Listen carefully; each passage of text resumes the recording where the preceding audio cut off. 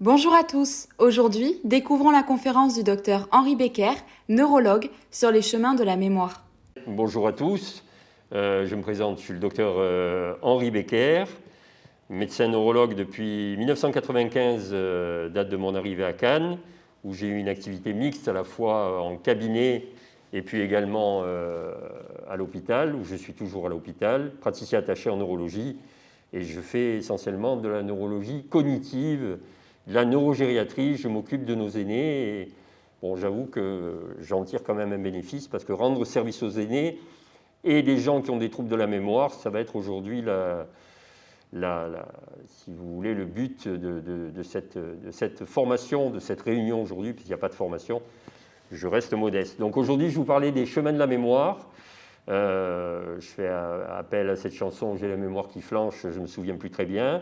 Et je dirais que ce n'est pas la mémoire, mais c'est plutôt les mémoires, puisqu'on verra qu'il y a des mémoires à court terme, des mémoires à long terme, des mémoires antérogrades, je vais détailler tout ça, des mémoires rétrogrades, quand on se souvient de l'époque où on était gamin et qu'on était à écouter sa grand-mère qui nous racontait des histoires elle-même quand elle était gamine. Enfin, je trouve qu'auprès des aînés et des grands-parents, on a beaucoup à apprendre, même quand on a encore la chance de les avoir, ce qui n'est pas mon cas. Donc, pour parler de la mémoire, d'abord, il faut que je parle de définition. Et la mémoire, si vous voulez, je vais en donner une définition, mais surtout, je vais vous dire que c'est un système de mémoire. Et je dirais que c'est un système anatomique. Je suis obligé de parler du cerveau et de certaines structures du cerveau. C'est un système électrique, puisque vous savez qu'on est avec à peu près 84 milliards de neurones à la naissance, et puis après, on en perd, mais c'est vrai que... Alors, est-ce que les neurones peuvent se multiplier? Je n'en suis pas certain. Bon, c'est discuté actuellement, mais ce n'est pas le but de cette présentation.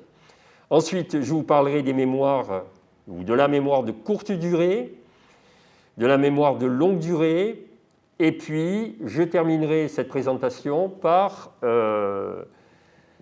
les quelques pathologies, disons, je dirais, classiques, où vous avez des troubles de mémoire. Et il faut savoir que, par exemple, il peut y avoir des gens qui tombent d'échafaudage, qui ont un traumatisme crânien, qui font de la réanimation, et qui s'en sortent des différentes fractures qu'ils ont eues, parce qu'ils ont été très correctement opérés, mais ils vont garder des séquelles mnésiques, des troubles de mémoire, d'abord de l'accident, ça s'appelle l'amnésie immédiate, traumatique, et deuxièmement, ils vont garder des séquelles fixées à vie et ce ne seront plus jamais les mêmes. Alors la mémoire, je parle un tout petit peu de Mnémosyne. Mnémosyne, c'est la déesse de l'Antiquité grecque. Et vous connaissez aussi les peintures sur la mémoire. Enfin, je détaillerai tout ça dans le diaporama que je vous ferai passer de façon à essayer d'avoir quelque chose d'exhaustif. Mais la définition de la mémoire, c'est la faculté où c'est une opération mentale qui permet de conserver dans les fonctions supérieures, dans le système cognitif, une quantité de données plus ou moins importante pendant une durée plus ou moins longue, d'où le terme de mémoire courte et mémoire longue, mémoire de longue durée. C'est bon. Alors, les différents systèmes de mémoire, si vous voulez, il faut savoir que quelqu'un qui vient se plaindre de la mémoire à ma consultation, qui s'appelle d'ailleurs la consultation mémoire, vient me voir pour une plainte de mémoire et il ne faut jamais, si vous voulez, négliger une plainte de mémoire. Ça s'appelle une plainte de mémoire qui est en relation avec un syndrome dépressif, car je me souviens d'une dame qui venait d'apprendre que son fils était toxicomane, qui ne vivait pas avec elle, et elle a eu des tests de mémoire qui étaient complètement effondrés, alors que finalement, cette dame, avec un traitement adapté, et puis son fils qui a été pris par un service d'addictologie à Paris et qui a été très très bien soigné et qui est sorti de l'héroïne brune, qui est quand même une des pires saloperies, pardonnez-moi l'expression triviale, qui existe au monde. Donc son fils étant libéré, son seul fils, qu'elle avait comme un bon Dieu, étant libéré de cette drogue et de cette addiction qui allait lui compliquer, lui emporter la vie, à ce moment-là, si vous voulez, avec un traitement antidépresseur et puis la psychothérapie et puis le bien-être de son fils allait beaucoup mieux sur le plan mémoire. Alors, ce que je voulais vous dire, c'est que la mémoire est en relation avec l'émotion. C'est-à-dire que lorsqu'on va à l'enterrement de quelqu'un qu'on aime beaucoup et qui vient de disparaître, on est capable de se souvenir de détails de gens si vous voulez, des détails physiques ou de détails, alors que c'est les gens qu'on n'a pas forcément vus régulièrement, parce que l'émotion grave la mémoire comme un sillon dans un vinyle. Vous savez que maintenant les vinyles sont à la mode de nouveau, et vous connaissez, si vous avez des vinyles à la maison, ou même des vieux vinyles, selon votre âge et votre génération, vous pouvez regarder ces sillons, et c'est vrai que les malades d'Alzheimer, moi je le vois par expérience, se souviennent beaucoup mieux de l'époque où ils apprenaient à faire du vélo à leur enfant. Ça, on le verra, c'est la mémoire procédurale. C'est la dernière mémoire qui se désagrège lorsque l'avancée du mal, la maladie d'Alzheimer, a envahi tout le cerveau. J'y reviendrai tout à l'heure. Mais ce que je veux vous dire, c'est que ce qui est important, c'est que l'émotion fixe de manière indélébile la mémoire. Voilà, que ce soit la mémoire de fixation, la mémoire antérograde, quand on apprend quelque chose, et ça peut être aussi la mémoire rétrograde, la mémoire beaucoup plus ancienne. Donc, ce qu'il faut savoir, si vous voulez, c'est que je suis dans le bus, je vois quelqu'un qui est agressé et qu'on va mettre un coup de couteau. Eh bien, c'est un épisode que je n'oublierai plus parce que j'ai la mémoire visuelle de l'épisode que je viens de voir. Je vois l'émoi dans le bus, je vois le bus qui s'arrête, les policiers qui rentrent, moi je suis au milieu, je suis spectateur. Je peux, après, si je suis très vieux, commencer à perdre la mémoire et même avoir ce qu'on appelle l'oubli malin. J'y reviendrai, il y a l'oubli bénin et l'oubli malin. L'oubli bénin, je vous le dis déjà, souvent ce sont des gens qui font trop de choses dans la vie et qui ont énormément de mal à se concentrer.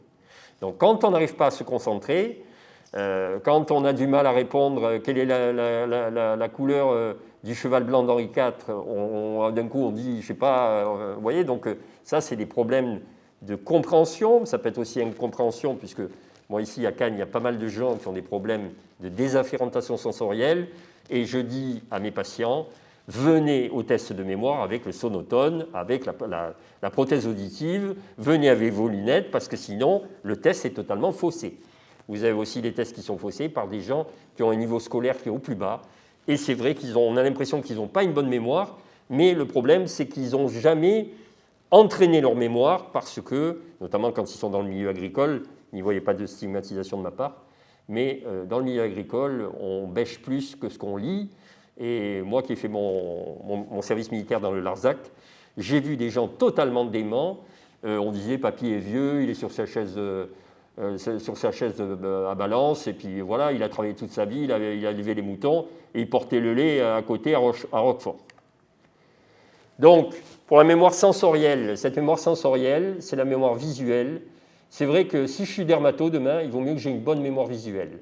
Parce que si j'ai une bonne mémoire visuelle et que ma maman m'a fait 1 ou 2 neurones qui se connectent, à ce moment-là, si vous voulez, en 2 minutes, en 3 secondes, je vais dire psoriasis, je vais dire eczéma et je vais dire mélanome. Voilà, c'est-à-dire que si vous voulez, j'aurai, par mon expérience, et je connais des dermatos, notamment à Cannes ici, qui en 2 secondes, ils n'ont pas besoin de biopsie de peau, ils n'ont pas besoin de faire des IRM, des scanners, des choses. Si vous voulez, avec un seul œil humain, il va dire, ou elle va dire, c'est un mélanome, c'est un eczéma, c'est un psoriasis. Bon, c'est une manière élégante de gagner 80 € en un quart d'heure. Je le dis parce que c'est comme ça. Mais bon, c'est des expertises. Ensuite, vous avez la mémoire, ce qu'on appelle échoïque. Tout ça, je vous le mettrai sur le diaporama, parce que je ne peux pas vous épeler chaque fois, même si j'ai un bac philo, moi. Je ne peux pas vous les épeler, et 7 ans de latin et de grec. Je ne peux pas vous épeler échoïque et tous les mots. C'est la mémoire sonore. C'est-à-dire que si je suis au Stade de France au moment où il y a les attentats, je vais bien sûr entendre ces déflagrations de gens qui... Et donc, si vous voulez, c'est quelque chose que je n'oublierai plus. Comme ceux qui ont entendu, et qui étaient à New York, même les Français, qui étaient à New York cette triste date du 11 septembre 2001. Il il y a 19 ans déjà, le temps passe très vite, ces gens qui ont entendu les avions se cracher sur le World Trade Center avec plus de 3000 personnes qui sont décédées.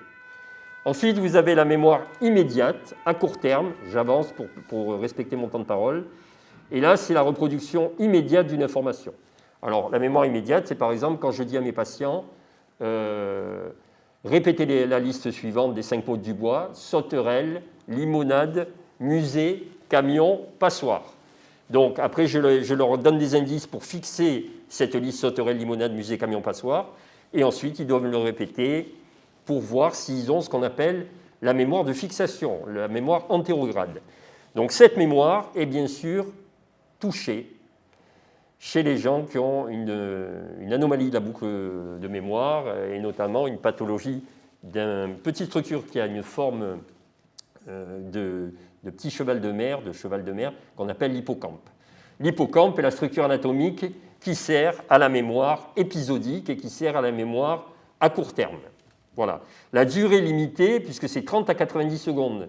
Donc vous voyez, quand je dis sauterelle, limonade, musée, camion, passoire, vous devez absolument vous concentrer, c'est-à-dire faire preuve d'attention, vous concentrer, à Marseille on dit concentrer comme la tomate, mais bon, c'est une expression qui vaut ce qu'il vaut, mais je vous dis, vous devez être concentré. Si vous avez des interférences, c'est-à-dire que pendant que je fais le test, vous avez l'accompagnant qui parle, mon téléphone qui sonne, la porte qui claque, quelqu'un qui veut rentrer dans le cabinet pendant la consultation, tout ça font des interférences qui fait que votre mémoire immédiate sera en difficulté. J'espère que je suis clair. Ensuite, vous avez la mémoire de travail. Alors cette mémoire, c'est une autre définition, c'est le maintien à l'esprit des informations dont nous avons besoin en temps réel pour parler, imaginer, raisonner. En ce moment, j'utilise quand même implicitement ma mémoire de travail. En tout cas, j'espère. Ceux qui vont me dire « Becker, on n'a rien compris à ce que tu as dit », à ce moment-là, c'est que ma mémoire de travail a failli. Donc c'est un phénomène de stockage et de traitement simultané, c'est-à-dire que en même temps, si vous voulez que je vous parle, je suis en train de stocker mes informations pour, lors d'une prochaine présentation à des infirmières ou à d'autres personnes, même dans d'autres villes ou dans d'autres pays, puisque je me débrouille en anglais. Ma présentation sera, si vous voulez, à peu près la même, d'autant plus que je suis en train de lire. Donc voilà, donc j'ai peut-être moins de mérite que si je parlais a cappella. Donc la mémoire de travail, c'est une mémoire à long terme, c'est une mémoire de la perception et de l'action. Bon, ceux qui seraient en difficulté, ne vous inquiétez pas, je pense que ça sera beaucoup plus lumineux sur le diaporama, avec toute la modestie qui est la mienne, mais ça veut dire que je vais faire des choses claires avec quelques mots et des définitions. Alors, toutes ces mémoires, je vous le dis, on peut aller, notamment à la Timone, quand je travaillais avec le service du professeur Secaldi, le professeur Poncé, voilà, j'ai travaillé quand même avec des gens de renom. On avait une IRM fonctionnelle où on pouvait, si vous voulez, on l'a vu dernièrement, j'ai le professeur Gage là, qui travaille sur l'anosmie du Covid. Je ne vous parlerai pas du Covid aujourd'hui, mais et il s'est aperçu que des zones, les gens qui avaient eu le Covid, avaient des zones, le disque dur de l'olfaction, puisqu'on sait qu'on manque, on a ce qu'on appelle l'hyposmie ou l'anosmie, c'est un signe de Covid. Mais bon, il y a plein d'autres signes de Covid. L'Alzheimer, il a moins de olfaction. Le corps de Lévy, il a moins d'olfaction. Donc, ce n'est pas pathognomonique, c'est-à-dire ce n'est pas que dans le Covid. Mais il s'est aperçu que longtemps, après avoir guéri, entre guillemets, du Covid, vous avez la zone ici, au-dessus du nez, qui est éteinte. Donc, si le gars, il est par exemple grand cuisinier, ça pose problème. Si le type, il travaille chez Mann à la Colle-sur-Loup, il est donc dans les parfums, il est né, ce qu'on appelle un nez, ça pose problème, il risque de perdre sa place. Ça aussi, je vous le dis, vous comprenez bien que quelqu'un qui c'est passionnant ça, quelqu'un qui est chez Mann, il a la mémoire des odeurs. C'est-à-dire que s'il veut faire un jour le numéro 5 de Chanel, d'abord il aura dans le nez le numéro 5 de Chanel, mais il veut faire un nouveau ou le même numéro 5 de Chanel. Et donc pendant des mois, il va chercher exactement la même, si vous voulez, substance, la même fragrance, comme on dit, le même odorat, et il n'arrivera pas à faire le numéro 5 de Chanel parce qu'il n'a pas la formule. La formule est strictement, vous le savez, vaut plusieurs milliers d'euros, millions d'euros même, et est strictement confidentielle. Donc tout ça pour vous dire que j'en viens à la mémoire à long terme. La mémoire à long terme, vous avez la mémoire déclarative et non déclarative. La mémoire déclarative est consciente, explicite, mais vous avez aussi une mémoire non déclarative qui est implicite. Voilà. Et tout ça, je vous le donnerai, parce qu'après, ça va être trop lourd. Je voudrais parler un petit peu des pathologies. Pour la mémoire déclarative, vous devez retenir mémoire épisodique. Et mémoire épisodique, c'est que je suis une dame qui va voir le docteur Becker ou un autre neurologue, il n'y a pas que moi, et qui lui dit, mes enfants m'ont dit que quand j'ai été début septembre à Valberg faire du vélo, m'amuser, et je ne pouvais pas faire de luge parce que ce n'était pas l'époque, avec mon petit-fils ou mes petits-enfants, je ne m'en souviens absolument plus.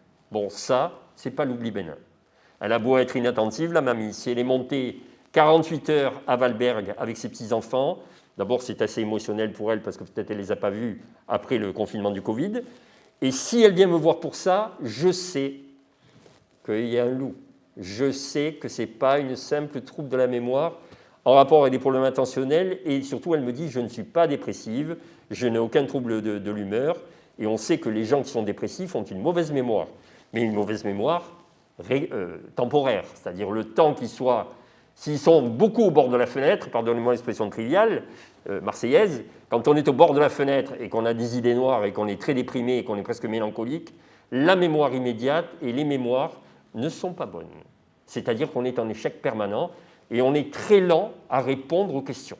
C'est-à-dire que je pose une question, je dis, ou alors je vais dire cigare fleur porte ou citron clé ballon, et les gens n'arrivent pas à encoder. Et après, quand je dis citron clé ballon, ils vont me dire citron, et puis après le clé le ballon, même avec l'indissage, ils vont être en difficulté.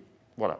Donc là, cette dame, après elle a commencé à me dire qu'elle avait également des problèmes de lecture, des problèmes pas que de mémoire, parce que pour être dément, je le dis, la définition des critères actuels DSM-5, il faut 2 fonctions cognitives. C'est-à-dire qu'il faut que je sois touché à la mémoire, et il faut que je sois touché au langage. C'est-à-dire que j'ai un manque du mot, j'ai ce qu'on appelle une anomie. Lorsque je montre cet objet à la patiente, je m'aperçois qu'elle a ce qu'on appelle une anomie, A-N-O-M-I-E, c'est un manque du mot. Au lieu de me dire, comme elle ne sait pas le nom, mais qu'elle sait ce que c'est, elle va me dire c'est pour lire l'heure. Voilà. Donc si elle me dit, il y en a qui m'ont dit c'est une brosse à dents aussi. Hein. Donc vous voyez les différents stades quand même des pathologies neurodégénératives, je vous jure que c'est vrai. Donc tout ça pour vous dire, j'avance, parce que je suis très bavard. Le perroquet de John Silver à côté de moi, c'est un muet. L'île au trésor, qui est un des livres que je vous conseille de relire, que vous perdiez la mémoire ou pas. Donc ensuite, on a la mémoire épisodique. Donc la mémoire épisodique, j'ai donné le cas de Valberg tout à l'heure, et ça, vous devez le retenir. On est dans un lieu il y a quelques semaines, c'est une mémoire récente, on est dans un lieu il y a quelques semaines, on a passé des bons moments et tout. Vous pouvez avoir ce qu'on appelle une totale amnésie, c'est-à-dire qu'on a oublié ce que nous ont dit nos petits-enfants, on a oublié le lieu, et c'est la famille, le fils, des fois avec plus ou moins avec la douce finesse du berger allemand, qui dit à sa mère, tu ne sais pas qu'au début de septembre, on était avec tes petits-enfants et ça s'est très bien passé, et tu leur as fait des glaces, et vous n'avez pas fait de luge, mais vous avez fait du vélo et tout ça. Et là, vous comprenez bien que c'est une mamie qui va s'effondrer en larmes, parce que dans son moment de conscience, alors qu'elle n'est pas encore anosognosique, c'est-à-dire qu'elle n'a pas connaissance de ses troubles, puisqu'il y en a des fois, ils viennent avec l'accompagnant à mon cabinet, ils disent « Qu'est-ce qu'on fait chez le docteur Becker? J'ai une aussi bonne mémoire que lui. Tu m'emmerdes, qu'est-ce que tu viens ?» Je vous dis ce que les gens disent. Hein. Tu m'emmerdes, qu'est-ce que tu viens de m'amener, me faire perdre mon temps alors que je devais aller au bridge ou des choses comme ça. Donc, ça, c'est l'anosognosie, c'est-à-dire quand je dis aux gens « Est-ce que vous avez la même mémoire que moi qui ai 57 ans ?» Bien sûr, docteur, même meilleur que vous. Voilà. Donc ça, la non-connaissance de ses propres troubles, ça pose un vrai problème, si vous voulez, pour la compliance du traitement, les tests, parce que la mémoire, pour la mémoire comme ça, l'oubli malin, ça se teste jusqu'au dernier souffle, hein, normalement. Mais après, finalement, on perd ses patients de vue, hélas. J'avance. Donc la mémoire épisodique, la capacité est illimitée, vraiment illimitée, c'est à connaître. Et je le rappelle, pardon de radoter, c'est la mémoire qui est touchée essentiellement dans la maladie d'Alzheimer, qui actuellement touche 1 million de personnes en France. Moi, j'appelle ça l'avancée du mal, c'est-à-dire la maladie est temporopariétale ici, et des fois, elle devient occipitale ou frontale parce que, en étant occipitale, vous avez ce qu'on appelle, pardon du gros mot, la prosopagnosie. Ça m'est déjà arrivé, ça, avec des patients, c'est-à-dire un fils qui me dit, j'étais en larmes devant la porte de ma maman, qui avait mis l'entrebâilleur, et qui lui a dit « Sortez de chez moi ou j'appelle la police ». C'est-à-dire que c'est son propre fils, c'est la non-reconnaissance des visages familiers. Donc ça, c'est une forme de mémoire aussi. Ça fait partie de la mémoire visuelle, mais surtout, je dirais que c'est la mémoire presque, pardonnez-moi, autobiographique. Ensuite, vous avez la mémoire sémantique.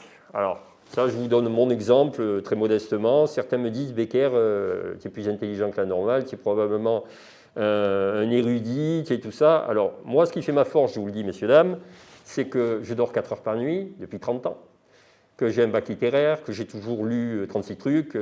Si je fais un topo sur l'alcool, les cerveaux, je lis Apollinaire Alcool pour essayer de comprendre la même chose. Si je fais la syphilis, je lis la Horla ça va me revenir, pardonnez-moi. Enfin, celui qui a écrit Bel Ami, Maupassant. Voilà. Ils ont eu, ou Alphonse Daudet, ils ont tous fini avec le mal de Naples, la syphilis.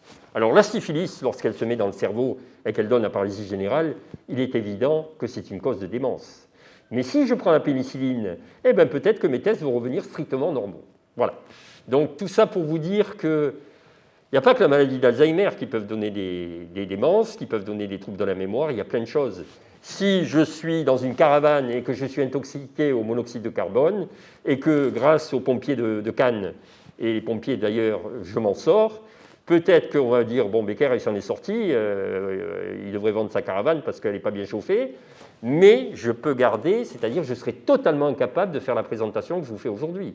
Parce que j'aurais laissé des neurones et j'aurais laissé des éléments de ma mémoire dans la caravane avec le monoxyde de carbone qui, chaque année, tue environ 300 à 3000 personnes, selon les chiffres de Santé publique France. Voilà. Donc la mémoire sémantique, c'est une mémoire pour apprendre, c'est ce que j'appellerais le bagage. Et c'est vrai que moi, l'année prochaine, ça fait 40 ans que je me suis inscrit en première année de médecine à la Timone avec mon bac latin-grec A1. Et si vous voulez, depuis 40 ans, je n'ai fait que lire. Je n'ai fait que lire la nuit, pendant que d'autres se désintéressent du monde. Donc maintenant, avec ces plaques, si vous voulez, moi quand je vois, maintenant mes enfants sont grands, mais ces gens, ces gosses qui font comme ça en permanence, ne me dites pas que ça leur favorise la mémoire, ça les rend couillons. Mais quand je dis ça à des parents qui viennent me voir avec un gosse qui est 3-10, 10 orthographique, 10 lexique, 10 praxique, tout ce que vous voulez, alors que le gosse il a 11 ans, hein, il va rentrer aux acquisitions, alors ils viennent me voir justement parce que le gosse est inattentif et a des troubles de mémoire. Et la première question, Monsieur Becker, est-ce que mon gosse ne serait pas autiste? Autiste? Non, c'est un gosse qui est complètement, si vous voulez, pardon, hein, ça me tient à cœur ça. C'est un gamin qui est complètement pollué par ces 6 heures de Game Boy. Et voilà, donc si vous voulez, je préfère être né en 63 qu'être né en 93. Parce qu'en 93, je serais beaucoup plus couillon que maintenant. Je le dis très tranquillement, hein, je suis loin d'être un érudit. Je ne suis pas Einstein, je ne suis pas des gens, si vous voulez, des académiciens émérites que vous connaissez tous. Voilà. Donc vous avez des gens qui sont... C'est pour ça que quand on me dit que je suis probablement un peu surdoué sur les bords, non. J'ai une valise qui est pleine de documents, qui est pleine d'informations. Alors après, quand je parle à un repas, les gens me posent des questions, je réponds à ça, je réponds à ça, je réponds à ça. Mais c'est ce qu'on appelle la mémoire, le knowledge en anglais, c'est-à-dire le savoir. Et encore, je vous dis, en neurologie, il me faudra 3 vies pour faire le tour du cerveau. Alors que si j'étais cardiologue, je vous dis qu'en 5 ans, ça, s'il y a des cardiologues qui me voient, ils vont vouloir me tuer, mais ce n'est pas grave. En 5 ans, je fais le tour du myocarde qui n'est qu'un muscle. Je le dis qu'ils veulent l'entendre. Par contre, le cerveau, même le mien, je n'arrive pas à faire le tour. Voilà, donc on est là-dedans. Enfin, je ne me connais pas moi-même. Alors, je finirai avant de faire la pathologie en vous parlant qu'il y a des structures anatomiques que je vous détaillerai dans le diaporama. J'espère que jusqu'à présent, c'est assez clair. Je parle un peu trop vite, je m'en rends compte, pardon. Vous avez donc le petit cheval de mer, c'est la première structure qui est touchée dans la maladie d'Alzheimer, où se mettent ces dépôts qu'a décrit en 1906 Alzheimer en poussant un cri dans son laboratoire, avec tous ses élèves. Ils ont dit, ça y est, qu'est-ce qu'il fait? Il fait un AVC ou quoi? Et non, il avait vu les dégénérescences neurofibrillaires, que je vous montrerai, que j'ai coloré quelques dimanches moi-même à la Timone avec mes maîtres. Et je veux dire, je rentrais chez moi rincé, J'avais bien sûr des réflexions de ma femme infirmière qui me disait tu passes plus de temps à la fac qu'avec tes enfants. Mais je ne regrette pas, parce que si vous voulez, si je veux être un excellent neurologue, il faut que ce n'est pas mon but, mais j'essaye quand même de progresser. Il faut que je fasse des diagnostics de certitude. Et pour faire le diagnostic de certitude, on ne peut pas le faire du vivant du malade. Ce que je fais actuellement, modestement, c'est des diagnostics de haute probabilité. C'est-à-dire que quand les gens, les accompagnants, me disent trivialement « Docteur, est-ce que vous juriez sur la tête de votre maman ou est-ce que vous êtes sûr que ma tata a l'Alzheimer ?» Je réponds bien sûr non. Je dis que c'est un diagnostic de haute probabilité. Mais ça, avant que les gens le comprennent, avec tout le respect que j'ai pour les gens que je vois, mais vous avez des accompagnants qui ne comprennent rien et qui attendent de moi qui suis un pauvre garçon, un pauvre human being, comme on dit en anglais, c'est-à-dire j'ai mes limites, je peux faire des bêtises demain, me retrouver à la prison de grâce, parce que j'ai tué quelqu'un. J'ai oublié que c'était une hémorragie méningée chez une jeune fille de 20 ans qui était migraineuse. Donc je lui dis, tu as fait une forte crise de migraine, je lui donne de l'aspirine, et le lendemain, ses parents m'appellent en me disant qu'elle est morte dans le lit. Voilà. Donc ça, c'est ce qu'on appelle une erreur médicale majeure. Dieu merci, merci mon Dieu, je n'en ai jamais fait, mais bien sûr, j'ai fait quelques erreurs. C'est-à-dire quand j'ai envoyé à des professeurs, ils m'ont dit « Becker, tu t'es trompé ». Mais on est dans un domaine, si vous voulez, la mémoire, et la mémoire pathologique, où il faut être absolument modeste et travailler, c'est-à-dire que c'est les morts et les gens qui ont fait des autopsies, des études neuropathologiques, qui rendent service aux vivants. Ça, je le dis dans les congrès, même en Angleterre et tout, où j'ai eu la chance. Et les types, ils font comme ça avec les mains, alors qu'ils n'aiment pas trop les Français, ils trouvent qu'on est un peu bizarre. Bon, enfin, pas ça. Donc, tout ça pour vous dire que je suis intimement convaincu que quand on présente des séries probables démence à corps de Lévy 60 cas, on se trompe. C'est-à-dire que parmi ces corps de Lévy, si on n'a pas les cerveaux, ça peut être un Alzheimer, ça peut être une hydrocéphalie à pression normale, ça peut être plein de choses. Donc, pour avoir la certitude d'un trouble de la mémoire avec une corrélation anatomoclinique, il faut la cervelle sur la paillasse. Et on n'est pas dans une culture comme les Américains ou les Anglais, d'avoir ce qu'on appelle la brain bank, c'est-à-dire la banque de cerveau. C'est pour ça que si un jour vous voulez donner votre corps à la médecine, vous allez aussi donner le cerveau. Voilà. Bon, écoutez, je vois que le temps passe très vite. Remarquez, je suis en bonne compagnie, donc ça passe très vite. Ce que je voulais vous dire, c'est que je vais vous donner quelques mots-clés pour les processus de mémorisation. Premièrement, un mot qui s'appelle l'encodage. C'est-à-dire, si vous voulez, l'encodage, mais c'est aussi la transformation. C'est-à-dire que sauterelle, limonade, musée, camion, passoire, je le reçois, je le traite et j'essaye de le retenir. Bon. Il faut que je sois concentré de manière optimale. Il faut que je ne sois pas distractible. Il faut que je n'ai pas des troubles attentionnels.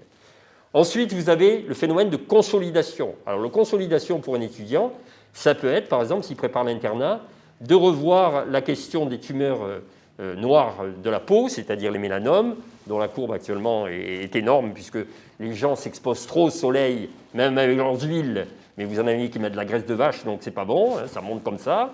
Il ne faut pas s'endormir au soleil ou sur un bateau. Bon. Vous avez les mélanomes qui explosent, ce sont des tumeurs qui sont très graves, qui donnent des métastases cérébrales, enfin je ne rentre pas dans les détails. Donc, si je veux bien travailler ma question de tumeur noire avec l'indice de Breslow, enfin en ce moment je suis en train de faire ça avec mon fils qui prépare l'internat.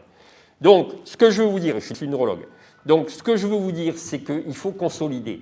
Et pour consolider, eh ben, c'est 2 x 2, 4, 2 x 4, 6, 2 x 4, 8, pardon, je suis fatigué, 2 x 3, 6, voilà, il faut répéter, répéter, répéter, mais on peut répéter une partition de musique, on peut répéter une poésie, vous avez quand même des gens qui consolident beaucoup plus rapidement que les autres, je n'ai pas le temps de vous le détailler, mais c'est passionnant, c'est les hypermnésiques. Attention, tout le monde n'est pas hypermnésique pour tout. Vous en avez, ils sont hypermnésiques pour les chiffres. Vous en avez, ils sont hypermnésiques pour les langues. Vous en avez, ils sont hypermnésiques... Enfin, vous comprenez ce que je veux dire? Chacun a sa... Parce qu'à force de faire toujours la même chose, eh bien, on devient hypermnésique et on a la connaissance de plus en plus. Je vous le dis aujourd'hui, la mémoire est un muscle. Les salles actuellement sont fermées avec le Covid, mais plus vous lisez, actuellement, la profession qui est la plus protégée de la maladie d'Alzheimer, ce sont les instituteurs. Parce qu'ils ont rabâché 1 CP, 2 CP, 3 CP, 4 CP pendant 30 ans. Donc, moi j'ai une tante je finirai là-dessus, qui a été professeure des écoles pendant 35 ans à Clermont-Ferrand. elle ne fait aucune faute d'orthographe, elle est normalienne quand même, hein. Elle ne fait aucune faute d'orthographe, même à 74 ans, et je veux dire, elle est plus intelligente que moi. C'est-à-dire que si vous voulez, moi je vais taper pour faire un courrier à un collègue, je vais faire des fautes par inattention. Elle, c'est lumineux. Guet-apens, c'est écrire guet-apens. Voilà, j'ai presque fini. Je finirai par 2 mots, stockage et récupération. Donc le stockage, eh bien, on stocke les informations dans le circuit qui a été décrit dans les années 27 par Papez, je finis vraiment là-dessus. Hippocampo, mamillo, thalamo, singulaire, ce sont les différentes structures, avec l'amygdale qui est très impliquée dans le lobe limbique, le lobe des émotions. Et je vous le dis, quand vous avez été saisi comme une lame dans l'huile, pardon l'expression triviale, par un événement douloureux ou heureux, vous ne l'oublierez plus, même si vous êtes au dernier degré d'Alzheimer. Vous ne ferez exactement la mémoire procédurale, qui est le vélo, ou le tennis de table, parce que vous avez la mémoire aussi du mouvement. Donc je monte sur mon vélo, j'ai 95 ans, je suis au dernier stade de la maladie d'Alzheimer, je ne reconnais plus ma famille, je continue à faire parfaitement du vélo. Voilà. Donc c'est une mémoire motrice, c'est ce qu'on appelle la mémoire procédurale. Et pour finir, lorsque je veux me rappeler de quelque chose, si on me demande par exemple mon adresse, j'utilise ce qu'on appelle le phénomène de récupération. Donc le processus de mémorisation, c'est encodage, consolidation, stockage et récupération. Je vous remercie, messieurs, dames.